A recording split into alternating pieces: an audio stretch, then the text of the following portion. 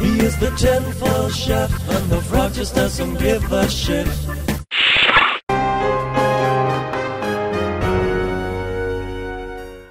Hello all, it's Thursday, June the 24th, and welcome to Equals High Interviews. Today we're going to be talking with Bob, host of Points of View, whose tagline is, Exposing Boobs Everywhere. Greetings, Sir Gorf, and greetings to everybody watching. Glad to have you here, Bob. The first thing I'm sure is on everyone's mind. Just what do you mean by exposing boobs everywhere? Are you talking about naked, or at least topless women? I get asked that one a lot, and to be honest, while I'm all for exposing those boobs that we all love to look at, mostly what I'm talking about is the kind of boob that's a person, business, organization, or government that deserves to be called the boob that it is in recognition of some stupid and or senseless thing that they've done. So, when you give the Boob of the Week award, you're recognizing some particularly noticeable stupidity. That's exactly right. Though I have to say that I do welcome the other kind. There's quite a number of great women out there that have good reason to be really proud of themselves. I don't doubt that. Yet you do seem to concentrate mostly on holding up the examples of stupidity, selfishness, and other assorted crimes against sensible, decent people. True. That's because as many great-looking women as there are so many more examples of stupidity, greed, and general douchebaggery out there. I take it this is why British Petroleum was awarded Boob of the Month for May. Exactly. BP has shown an exceptional level of greed, thoughtlessness, and stupidity in this whole oil spill mess. In fact, if things keep going the way they are, BP could very well win Boob of the Week, and even Boob of the Month several more times. Yes, quite. It would seem that they're in the lead for Boob of the Year, even. They certainly are, though at this point it is still possible for many others to win. There's a lot of the year left still, and an almost endless supply of boobs. Such as the winners of last week's Boob of the Week. Absolutely. The people making and selling the Amega Amwand have a multi-level marketing scam going on of impressive proportions. They're convincing people, good people who just don't know any better, that their little magic wand can cure all that ails them with 0-point energy. 0-point energy? Isn't that impossible? You're absolutely right. 0-point energy is a term from some theoretical work in quantum physics during the last century or so.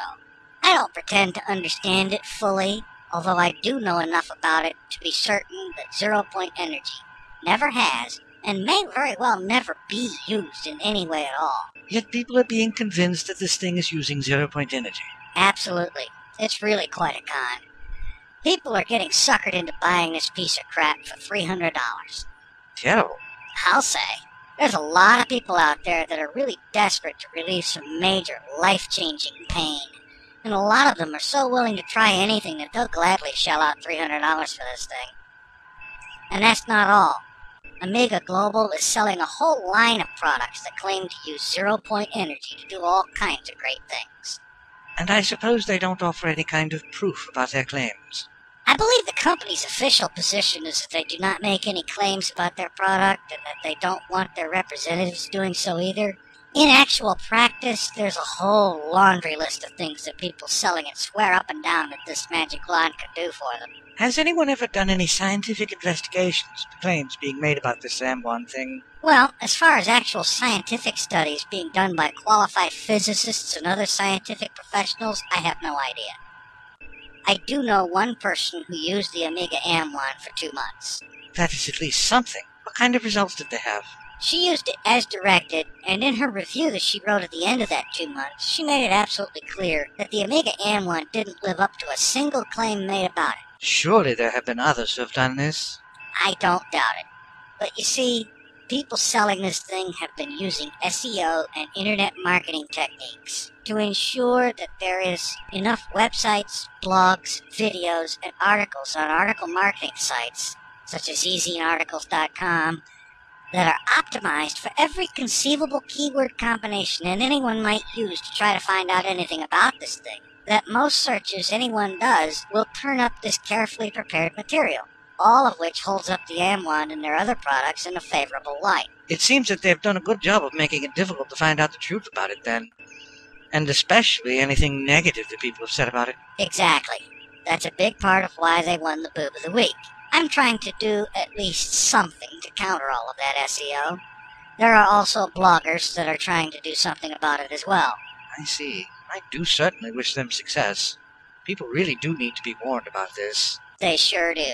Can you tell us anything about how you select the winners each week? It's largely a by-the-seat-of-your-pants kind of thing. I try to keep an eye on what's going on, and something will always suggest itself. I also encourage anyone watching my videos to nominate anyone they think deserves it. After all, I can't pay attention to everything that needs it. Besides, this way viewers get to have an important input in who gets the award every week. One last question before we go. Can you give us any clues who will be winning the award this week, or when the video will be uploaded? No, not really.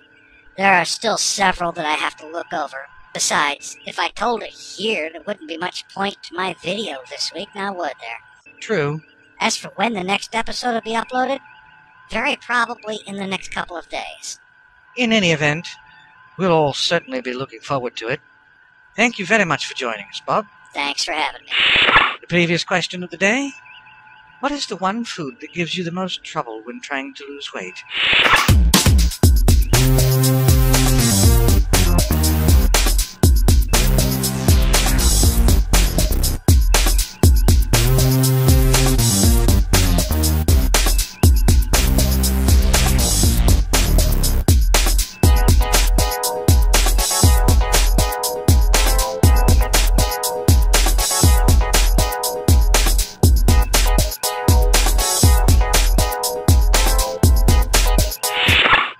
Today's question of the day: who do you think should get the Boob of the Week award this week? The dirty word of the day: snout.